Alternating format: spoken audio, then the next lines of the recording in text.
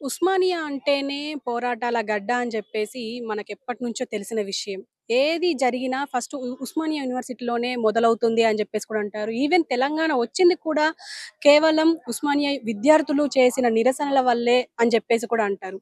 మరి ఇప్పుడు ఆ నిరసనలు మానుకోవాలి, ఇంకా ఎప్పుడు ఇలాంటి నిరసనలు గాని, ధర్నాలు గాని ఇక్కడి విద్యార్థులు చెయ్యొద్దు అని చెప్పేసి వీసీ వైస్ ఛాన్సలర్ ఒక సర్క్యులర్ పాస్ చేశారు. సో, ఆ సర్క్యులర్ ఆధారంగా ఈరోజు మొత్తం ఉస్మానియా యూనివర్సిటీలో నిరసనలు కొనసాగుతున్నాయి.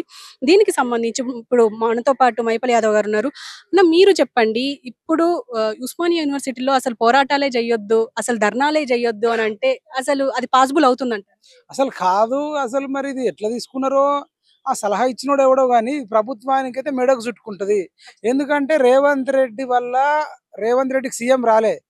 ఇక్కడ ఉండే ఉస్మాన్ యూనివర్సిటీ ఉండే లైబ్రరీ పిల్లలు చదువుకునేటోళ్ళు కావచ్చు, ఇక్కడ ఉండే B hostel, A hostel, E hostel, C hostel, D hostel, girls hostel, ఈ హాస్టళ్లలో ఉండే ఆర్ట్స్ కాలేజీలో, కామర్స్ కాలేజీలో, సైన్స్ కాలేజీలో, బోర్డర్లు, నాన్ బోర్డర్లు వీళ్ళందరూ అవ్వల కాళ్ళు మొక్కి పెన్షన్ కేసీఆర్ ఇస్తున్నా, అమ్మ పెన్షన్ ఇస్తే ఇచ్చిండు కానీ మాకు ఉద్యోగాలు కావాలంటే కాంగ్రెస్ ప్రభుత్వానికి ఓటేయండి, చేతు గుర్తుకు ఓటేయండి అని చెప్తే ఈ గవర్నమెంట్ వచ్చింది. కాబట్టి కానీ వీళ్ళ సొంత తెలివితోనే వచ్చింది కాదు.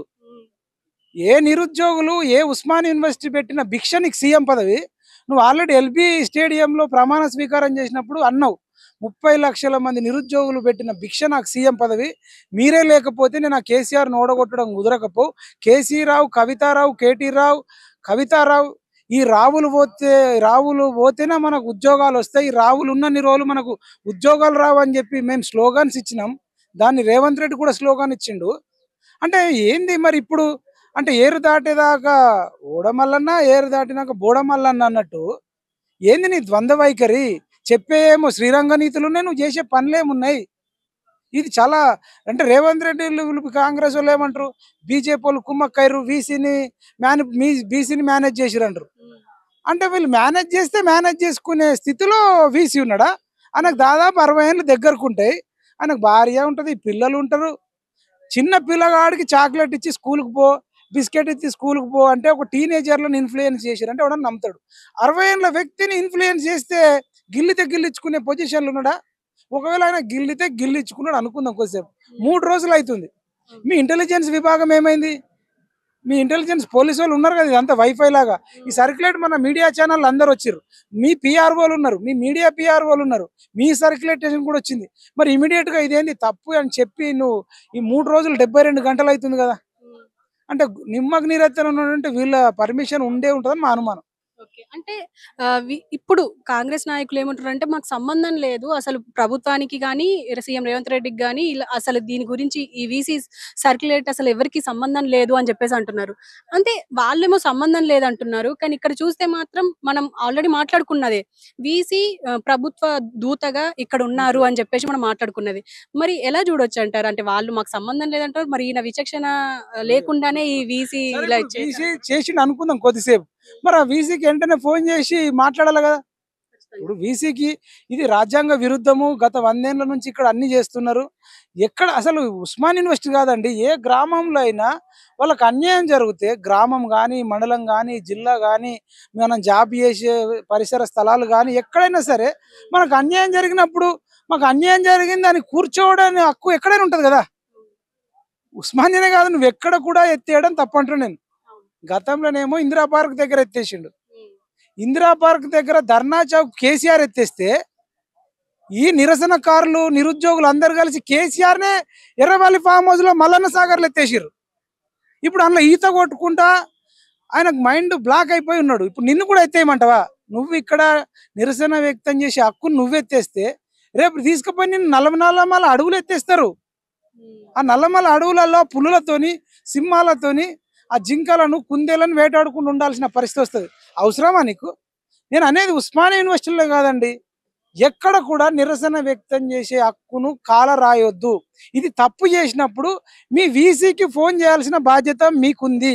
వీసీ ఫోన్ స్విచ్ ఆఫ్ చేసుకున్నాడా, లేదంటే మీరు ఫోన్ స్విచ్ ఆఫ్ చేసుకున్నాడా, మీ ఫోన్లో రీఛార్జ్ లేదా, బ్యాలెన్స్ వేయించమంటారా, లేదంటే జియోనా, ఎయిర్టెలా, నెట్వర్క్ రావట్లేదా, లేదంటే మీ పిఆర్ఓల మైండ్ దొబ్బినాయా, వాళ్ళు మీకు చెప్పలేరా? నువ్వు వేస్ట్ గాళ్ళని పెట్టుకున్నావా, మంచి వాళ్ళని పెట్టుకోలేవా? కేర్లెసా, నెగ్లెటా, వాంటెడా? ఎందుకు ఇంత జరుగుతుంది? మీ రాహుల్ గాంధీ ఏమో జోడో యాత్ర, ఇంకో యాత్ర, ఆ చిన్న పిల్లల్ని ఎత్తుకునుడు, ఆ ముసలోళ్ళ తట్టుకుపోడు, రైతుల తట్టుకుపోడు, ఆటో వాళ్ళ దగ్గరికి ఆటో నడిపించుడు, జుమాటోల దగ్గరికి వెళ్ళి జుమాటో బ్యాగ్ వేసుకున్నాడు. మరి ఇవన్నీ ఫోజులేనా ఫోటోలకు? ఇక్కడ మళ్ళీ ప్రేమే నా సర్వస్వం అని తిరుగుతున్నాడు రాహుల్ గాంధీ. గడ్డం పెంచుకొని తిరుగుతున్నాడు. గడ్డం పెంచుకుంటే తిరుగు ఓకే. ఇక్కడ రేవంత్ రెడ్డి ఈ విషయం చేస్తున్న విషయం కూడా రాహుల్ గాంధీ తెలియదేమో. కానీ ఇప్పుడు ఇది ఇప్పుడు ఈ సర్క్యులర్ వెనక అటు ఒక పక్క అసెంబ్లీ సమావేశాలు జరుగుతున్నాయి కాబట్టి ఈ సమావేశాలను డైవర్ట్ చేయడానికి అక్కడ మనం డిస్కషన్ లో ఫోకస్ చేయొద్దు, మొత్తం యూనివర్సిటీ చుట్టూ తిరగాలి, ఎందుకంటే ఇక్కడ కొంచెం చీమ చిటుక్కుమన్న మొత్తం ఇటే ఉంటది కాబట్టి ఈ ఆలోచనతో చేసి ఉంటారు అంటే గవర్నమెంట్ వీసీ కుంభక్కయ్య అని కూడా ఈ యొక్క విమర్శ వస్తుంది. కరెక్టే అంటారా? ఉంటే ఉండొచ్చు, కానీ ఇవన్నీ ముదనష్టపు ఆలోచనలే కదా, అన్ని పోయే కాలమే. ఇప్పుడు దీనివల్ల నువ్వు తాత్కాలికంగా ఎవరినైనా నమ్మిస్తావు, కొందరిని కొంతకాలం చెప్పి నమ్మించవచ్చు, కానీ అందరినీ అన్ని కాలాల్లో నమ్మించలేము. ఇప్పుడు కేసీఆర్ కూడా ఇట్లనే అనుకున్నాడు, మేనేజ్ చేసిండు, అటు చేసిండు, ఇటు చేసిండు, మీడియాను అటు ఉరికిచ్చిండు, ఇటు ఉరికిచ్చిండు, లాస్ట్కి అయితే ఆయననే ఉరికిండు. దొంగ లెక్క పారిపోవాల్సిన పరిస్థితి వచ్చింది ఆయనకు రాత్రికి రాత్రి. ఆ జీవితం మీకు అవసరమా? ఇది అందరు అన్ని గమనిస్తుర్రు.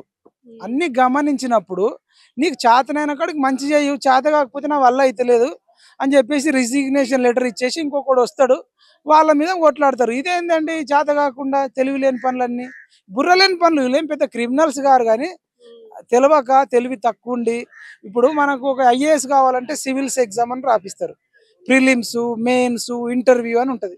దాంట్లో మెరిట్ వచ్చినోడికి ఐఏఎస్, తర్వాత వచ్చినోడికి ఐపీఎస్, దాని తర్వాత ఐఆర్ఎస్, ఇట్లా అన్నీ ఉంటాయి. ఇప్పుడు ఎవడన్నా ఎగ్జామ్ రాసి వచ్చిండా, ఎవరికైనా కష్టం విలువ తెలుసా? అయ్యాలు ఆస్తులు సంపాదించినవి ఉంటాయి, లేదంటే అంత రియల్ ఎస్టేట్లో అక్కడ ఇక్కడ అవాలా బిజినెస్లు చేసి వస్తారు.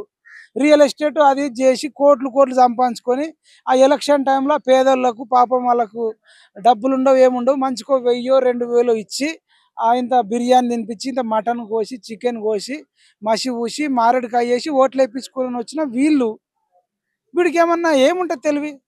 ఆడ ఐఏఎస్ చెప్తేనే ఐపీఎస్ చెప్తే తప్ప వీళ్ళు పాలించలేరు. ఎవరికి ఇంగ్లీష్ రాదు, ఎవరికి చదువు రాదు. సరే చదువు రాకపోయినా ఏం కాదు, వీళ్ళకి సంస్కారం కూడా లేదు. వీళ్ళంతా 2 నంబర్ బిజినెస్ చేసేటోళ్ళే రాజకీయాలలోకి వస్తురండి. కానీ ఇప్పుడు ఈ ఏ ఉద్దేశంతో ఈ సర్క్యులర్ ని ఇలా పాస్ చేసి ఉండొచ్చు అంటారు? ఇప్పుడు మనం ఇవన్నీ అజంప్షన్స్, అంటే మనకు వాళ్ళు చెప్తున్నది వీళ్ళు చెప్తున్నదే, కానీ మీరు యాజ్ ఎ విద్యార్థిగా, ఓయూ విద్యార్థిగా ఎప్పటి నుంచో చూస్తూనే ఉన్నారు, ఎన్నో పోరాటాలు చేసి ఉన్నారు. అయితే ఇప్పుడు ఇది వర్కౌట్ కాదని మనం అందరికి తెలిసిన విషయమే, కానీ ఏ ఉద్దేశంతో ఈ సర్కిల్ అని తీసుకొచ్చి ఉండొచ్చు అంటారు? ఏదో కొంచెం భయపట్టిద్దాము అని అనుకోవచ్చు. కొంచెము మీరు అన్నట్టు అసెంబ్లీ సమావేశాలు జరుగుతున్నాయి, కొంత డైవర్షన్ చేద్దాం అనుకోవచ్చు, కొంత భయపడతారేమో. చూద్దాం, ఒక ట్రయల్ ట్రయల్ వేసిర్రు, అసలు రియాక్షన్ ఉంటుందా ఉండదా, స్టూడెంట్స్ లో చలనం ఉందా లేదా, రక్తం ఉడుకుతుందా లేదా అనేది ఒక ట్రయల్ వేసి ఉంటారు. కానీ అది ఉడుకుతూనే ఉంటుంది ఎప్పుడు కూడా. నువ్వు ఇక్కడ, నేను అనేది ఉస్మాన్ యూనివర్సిటీ కాదండి, మీరు చిక్కడపల్లి లైబ్రరీలో ఆంక్షలు విధించినా, లేకపోతే మన నిజామాబాద్లో ఆంక్షలు విధించినా, ఆదిలాబాద్లో, నువ్వు ఎక్కడ ఆంక్షలు విధిస్తేనే ఇంకెక్కువ డేంజర్. సరే, ఈ ట్రయల్లో ఇప్పుడు మీకు తెలిసింది కదా, మీరు ఇట్లా బిహేవ్ చేస్తే రియాక్షన్ వేరే రేంజ్లో ఉంటుంది. ఇప్పుడు ఇది రాష్ట్ర వ్యాప్తంగా చర్చ జరుగుతుంది. ఆల్రెడీ ఇప్పటికే వాళ్ళు చాలా నెగిటివ్ మూట కట్టుకున్నారు. హైడ్రా తీసుకొచ్చిర్రు అంటే ఎట్లా పడితే అట్లా తీసుకొచ్చిర్రు. ఆ బస్ డ్రైవర్, మన ఆటో డ్రైవర్లు ఏడుస్తారు, ఫ్రీ బస్ తెచ్చిర్రు, అది ఎవరికి ఇష్టం లేదు. రైతు భరోసా వస్తలేదట, దానికి బాధపడుతున్నారు. ఇట్లా రైతు రుణమాఫీ ఇంకొందరికి కాలేదు. ఇవే మీకు నెగిటివ్ ఉంది, మళ్ళా ఇది పెట్టుకుంటున్నారంటే వీళ్ళు సీరియస్ గా రాహుల్ గాంధీ జీవితంలో ప్రధాని కావద్దని ఎవరికైనా ఉండొచ్చు, ఈవెన్ రేవంత్ రెడ్డి కూడా ఉండొచ్చు. మేబీ కొందరు అంటారు నరేంద్ర మోడీతో కలిసిపోయిండు అని అంటారు. మరి నరేంద్ర మోడీతో కలిసిపోయినట్టే కండా మరి లేదా, కానీ ఈ రాహుల్ గాంధీ అనేటువంటి జీవితంలో ప్రధాని కావద్దు. ఈ తెలంగాణలో ఇంత అరాచక పాలన నడుస్తుందని ఆంధ్రప్రదేశ్కి తెలవాలి, తమిళనాడుకు తెలవాలి, కర్ణాటక తెలవాలి, మహారాష్ట్రకి తెలవాలి. ఈ సౌత్ ఇండియాలోనే కాంగ్రెస్ భూస్థాపితం అయితే ఈ రాహుల్ గాంధీ ఇంకా పొట్టుకాడు అవుతాడా పిఎం?